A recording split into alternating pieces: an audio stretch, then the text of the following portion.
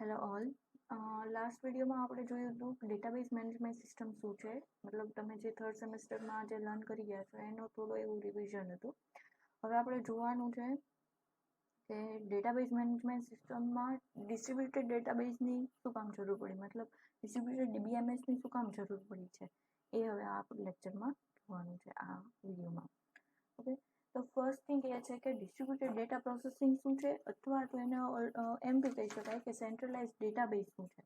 તો centralise database શું છે, તો કે distributed data processing allows multiple computer to be used anywhere. મતલબ કોઈ મલ્ટિપલ કમ્પ્યુટર ઉપર, મતલબ કોઈ લોકલ કમ્પ્યુટર છે, કોઈ એક લેબ છે, એમાં 10 થી 15 પીસી પડ્યા છે, અલગ અલગ સાઇટ્સ, એમાં યુઝર્સ યુઝ કરે છે અલગ અલગ સાઇટ્સ, બરોબર. અને એનું સર્વર જે છે એ એક છે, એટલે એ શું થયું કે લોકલ પીસી જગ્યાએ લોકલ સર્વર, એક જગ્યાએ એક જ સર્વર અને એક સર્વર અને મલ્ટિપલ પીસી, એટલે એ જે છે એ શું છે તો કે ડિસ્ટ્રીબ્યુટેડ ડેટા પ્રોસેસિંગ.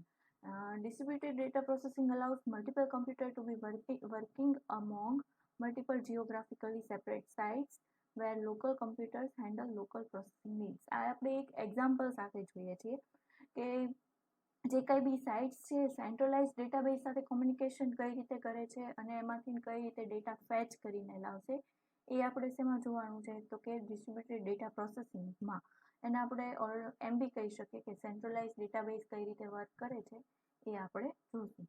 તો કે એની માટે આપણે એક એક્ઝામ્પલ લીધું છે કે ફર્સ્ટ થિંગ એ છે કે આપણી પાસે એક ડેટાબેઝ છે જેનું નામ આપણે આપ્યું છે centralise database. Centralise database means કે એમાં કોઈ ડિજિટલી જે કાંઈ બી ડેટા જે આપણો છે એ ડિજિટલી આપણે સ્ટોર કર્યું છે. લાસ્ટ ટાઈમ જે લાસ્ટ વિડીયો હતો એમાં મેં તમને કહ્યું હતું કે બુક છે એ ઇટસેલ્ફ ડેટાબેઝ છે. શું કામ, તો કે બુક છે એમાં જે કાંઈ બી વસ્તુ લખેલી છે એ બધી ઇન્ફોર્મેશન ને ડિટેલ્સ છે, એ તમે રીડ કરો છો એટલે તમને શું મળશે, ડેટા. તો કે ક્યાંથી મળશે, તો કે બુકમાંથી. તો કે આપણે બુકને એક ડેટાબેઝ કહી શકીએ છીએ. એ જ રીતે એક આપણે અહીંયા આગળ સેન્ટ્રલાઇઝ ડેટાબેઝ છે એ આપણે લીધો છે ડિજિટલી. એ એક કોમ્યુનિકેશન નેટવર્ક સાથે, મતલબ સર્વર સાથે એને એટેચ કરેલું છે અને એ સર્વર થ્રુ મલ્ટિપલ સાઇટ્સ, અહીંયા મેં 5 સાઇટ્સ આપી છે, મલ્ટિપલ ઘણી બધી હોઈ શકે છે, બરોબર. એક કરતાં વધારે જે હોય એ બધી મલ્ટિપલ સાઇટ્સ જે છે એ આ સેન્ટ્રલાઇઝ ડેટાબેઝને એક્સેસ કરી શકે છે. તો એક એક્ઝામ્પલ સાથે આપણે જોઈએ કે સેન્ટ્રલાઇઝ ડેટાબેઝ સાથે કઈ રીતે મલ્ટિપલ સાઇટ્સ વર્ક કરશે. એટલે કે vote is a centralise database. મેં અહીંયા આગળ મેન્યુઅલી એક પેજમાં રફ વર્ક કરીને બતાવ્યું છે. તો કે કોમ્યુનિકેશન નેટવર્ક છે, એ નેટવર્ક સાથે અલગ અલગ સાઇટ્સ છે એ જોઈન્ટ થયેલી છે અને એક આપણું સેન્ટ્રલાઇઝ ડેટાબેઝ છે.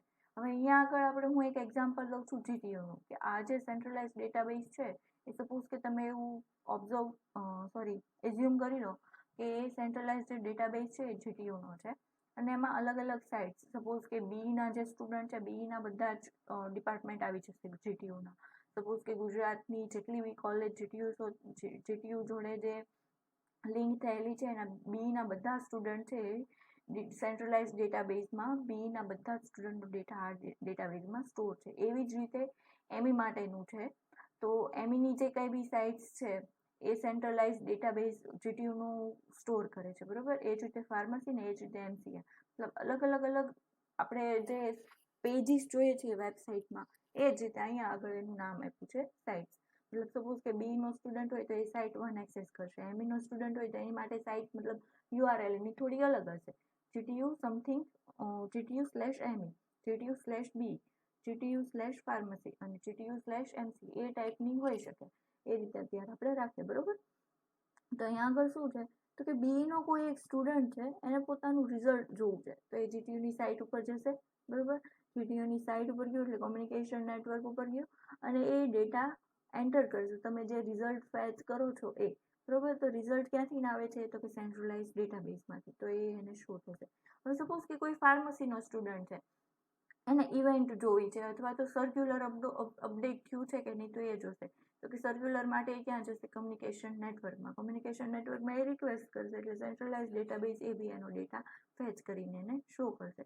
એટલે જે મલ્ટિપલ જે અલગ અલગ સાઇટ્સ છે, એટલે અહીંયા મેં 4 જ આપી છે, એમાં મલ્ટિપલ સાઇટ્સ છે એ સેન્ટ્રલાઇઝ ડેટાબેઝ જીટીયુના સાથે કનેક્ટેડ છે.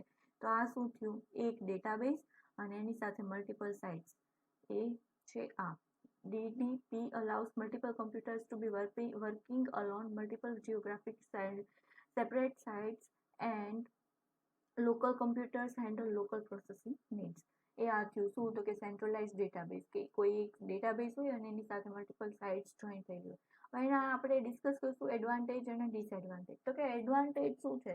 તો કે અવેબિલિટી, કે તમે જ્યારે પણ અહીંથી સાઇટ એક્સેસ કરવા માટે અહીંયા ડેટા નાખશો આની અંદર અને એ તમને ફેચ કરીને આપી દે છે, તો એ શું થયું? તો કે અવેલેબિલિટી.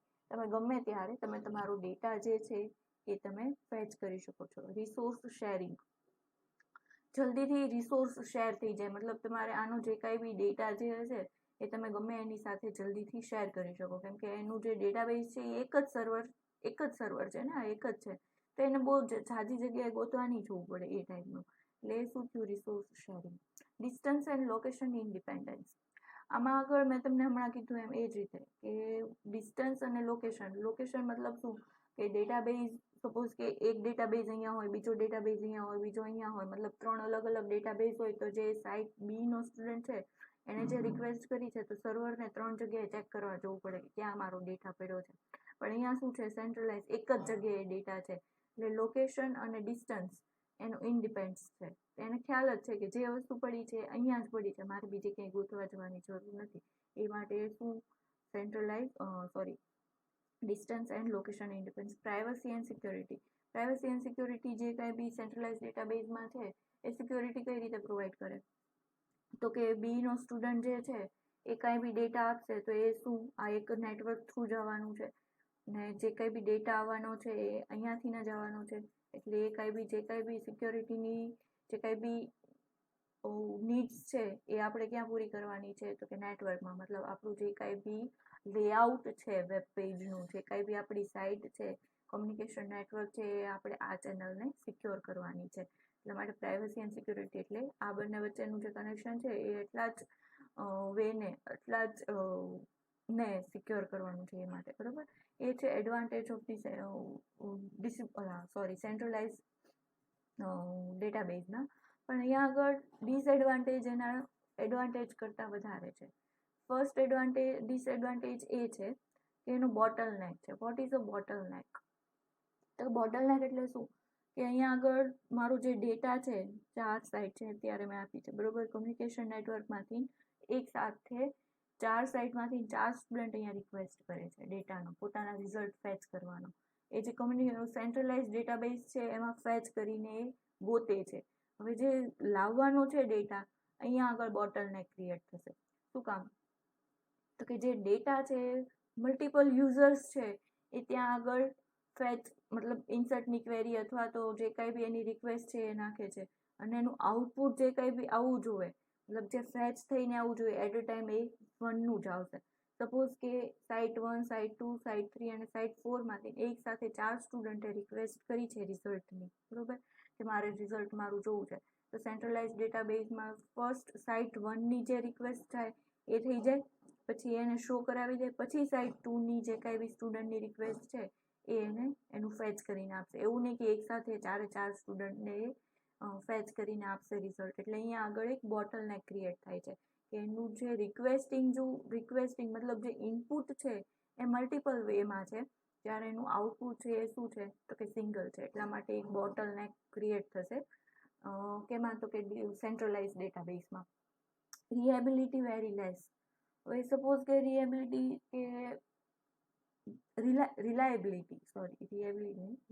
રિલાયબિલિટી, તો કે સપોઝ કે તમારી સાઇટ જે છે, અહીંયા આગળ મેં આપ્યું છે કે આપણું સેન્ટ્રલાઇઝ ડેટાબેઝ છે એની સાથે 3 થી 4 સાઇટ છે જોઈન થયેલી છે. હવે સપોઝ કે તમારો આ જે ડેટાબેઝ છે એ જ ક્રેશ થઈ ગયો છે, તો આ સાઇટ કોઈ બી આઉટપુટ લઈ શકશે? તો કે નહીં. શું કામ? તો કે જે મેઇન સર્વર હતું એ જ ક્રેશ થઈ ગયું છે, તો પછી હવે સાઇટ આઉટપુટ કઈ રીતે લઈ શકે? તો કે ના, પોસિબલ નથી. આપણે પેલું મૂવી જે છે અક્ષય કુમારનું હોલિડે, તો હોલિડેમાં એ જ છે કે એ લોકોનું એમ શું હતું? તો કે આપણે જે આપણું સ્લીપર સેલ્સ જે છે, મતલબ આતંકવાદીઓ જે છે એનો જે મેઇન હેડ હોય એને જો આપણે ડિસ્ટ્રોય કરી દઈએ તો પછી સ્લીપર સેલ્સ છે એ કાંઈ નહીં કરી શકે, બરોબર. તો આ એ ટાઈપનું જ થયું કે આ બધા સ્લીપર સેલ્સ છે અને આ એનો હેડ છે, જો આ જ ડિસ્ટ્રોય થઈ જાય તો સ્લીપર સેલ્સ જે છે એ કોઈ કાંઈ કામ કરી શકે નહીં. તો આપણામાં એ જ રીતે થયું કે સપોઝ કે આપણું જે મેઇન ડેટાબેઝ છે એ જ ક્રેશ થઈ ગયું, મેઇન સર્વર જે છે, તો પછી બીજી બધી જેટલી બી સાઇટ્સ છે એ કઈ રીતે હેન્ડલ થશે? તો કે એ એક ટાઈપનું રિલાયબિલિટીનું ડિસએડવાન્ટેજ છે કે chance of system fail is very high, કે કોઈ એક ઉપર આપણે ડિપેન્ડ ના રહી શકીએ, બરોબર. મોર પોઈન્ટ્સ ફેલર એટલે એ ટાઈપ્સનું આ એનો જ થયો સબ પોઈન્ટ્સ થયો. મોર ડિફિકલ્ટી ટેસ્ટ એન્ડ ફેલર, બરોબર. શું કામ? તો કે તમારે જ્યારે ટેસ્ટિંગ કરવાનું થશે અલગ અલગ સાઇટમાં, તો દર વખતે લોડ તમારે સેન્ટ્રલાઇઝ ડેટાબેઝને જ આવશે. સપોઝ કે બીની સાઇટ તમે ટેસ્ટ કરો છો ત્યારે 3 સાઇટ ચાલુ જ છે, બીજી બીની સાઇટ સાથે તમારે ટેસ્ટિંગ ચાલુ છે ત્યારે તો બી તમારો લોડ જે છે ડેટાબેઝ સાથે તો રહેશે જ. તો એક ટેસ્ટિંગનું એક થોડુંક ડિફિકલ્ટી રહે છે. મોર complex management and control, manage કરવું બી બહુ જ અઘરું છે. શું કામ? તો કે આખો સેન્ટ્રલાઇઝ ડેટાબેઝ એક જ જગ્યાએ છે, એક જ ડેટાબેઝમાં, તો એના કેટલા અલગ અલગ ટેબલ હશે, એ બધા મેનેજ કરવા, એના જે આઈડી છે, એની પ્રાઇમરી કી છે, એની યુનિક કી છે, એ બધું એક જ ડેટાબેઝમાં મેનેજ કરવું થોડું ડિફિકલ્ટ છે. મેન્યુઅલી આપણે પર્સન જો કરતા હોય તો, બરોબર. તો એ માટે બધી સપોઝ કે સાઇટ 1ની આપણે બીના સ્ટુડન્ટની વાત કરી લઈએ. આપણે વિચારીએ કે ચલો જીટીયુમાં અત્યારે 400 કોલેજીસ છે ગુજરાતની, બરોબર. તો 400 કોલેજમાં આપણે એવરેજ એવું કહી શકીએ કે એક સેમેસ્ટરમાં 60 થી 70 સ્ટુડન્ટ હોય. તો 400 કોલેજ હોય, પર એક કોલેજમાં 3 સેમેસ્ટર કન્ટિન્યુ ચાલુ હોય, સેકન્ડ, ફોર્થ અને સિક્સ્થ. સેકન્ડ, ફોર્થ, સિક્સ્થ, 60 તમે એવા લેવા જાઓ તો એક કોલેજના જ 180 સ્ટુડન્ટ છે. એવી એક બ્રાન્ચના થયા, એવી 6 બ્રાન્ચ છે, અને પછી એવી પાછી 400 કોલેજ છે. તો એ બધાનો ડેટા મેનેજ કરવો એક જ ડેટાબેઝમાં એ થોડું અઘરું પડી જાય, થોડું ડિફિકલ્ટ થઈ જાય. એ માટે મોર કોમ્પ્લેક્સ મેનેજમેન્ટ એન્ડ કંટ્રોલ.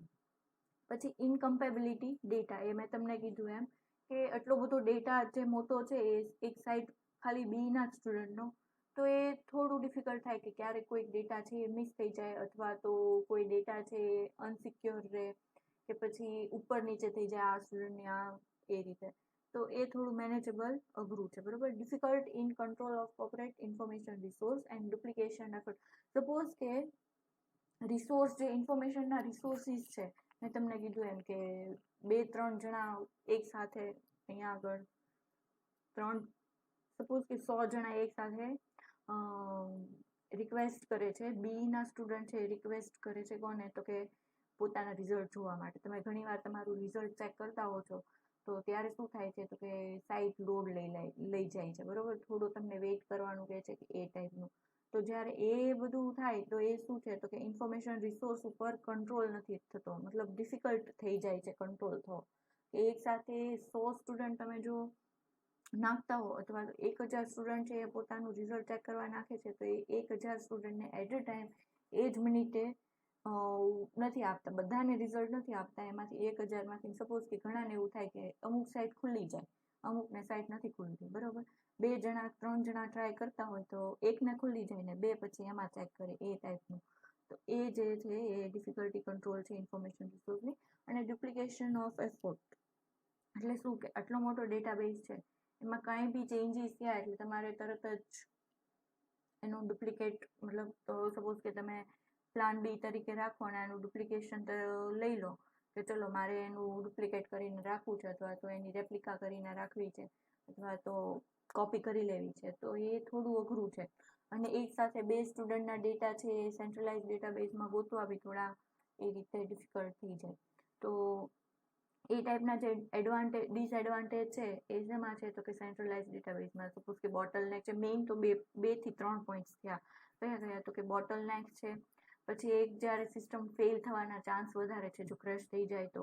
એને એક ટેસ્ટિંગ કરવું એ થોડું ડિફિકલ્ટ છે આખી સાઇટને. પછી મેનેજમેન્ટ કરવું એ થોડું અઘરું છે, કેમ કે ડેટા જેટલો બધો હ્યુજ અમાઉન્ટમાં હોય છે એ ડેટાને મેનેજ કરવો અને હેન્ડલ કરવો એ થોડું કોમ્પ્લેક્સ છે, બરોબર. તો આ ટાઈપના હતા ડિસએડવાન્ટેજ. તો એનું જે કંઈ બી સોલ્યુશન છે, મતલબ સેન્ટ્રલાઇઝ ડેટાબેઝના જેટલા બી ડિસએડવાન્ટેજ છે એનું સોલ્યુશન શું છે? તો making a distributed database management system. એટલે શું? તો કે અહીંયા આગળ આપણે જે સેન્ટ્રલાઇઝ ડેટાબેઝ રાખ્યો છે એને શું કરશું આપણે? તો કે મલ્ટિપલ અલગ અલગ એ જે કેમ સાઇટ્સને આપણે અલગ અલગ ડિસ્ટ્રીબ્યુટ કરી છે, મતલબ બીની સાઈડ આ એમઈની આ ફાર્મસીની આ એમસીએની આ સપોઝ કે ડિપ્લોમા હોય તો એની અલગ. તો એ રીતે સેન્ટ્રલાઇઝ જે ડેટાબેઝ છે એનું આપણે અલગ અલગ ડેટાબેઝ બનાવીને એ જે સાઇટ ડેટાબેઝ મેનેજમેન્ટ છે ડેટાબેઝનું એ આપણે કરી શકશું. શેનાથી? તો કે ડિસ્ટ્રીબ્યુટેડ ડેટાબેઝ મેનેજમેન્ટથી. એ વિડીયો છે આપણે નેક્સ્ટ એ જે કન્સેપ્ટ છે એ આપણે નેક્સ્ટ વિડીયોમાં જોઈશું. ઓકે.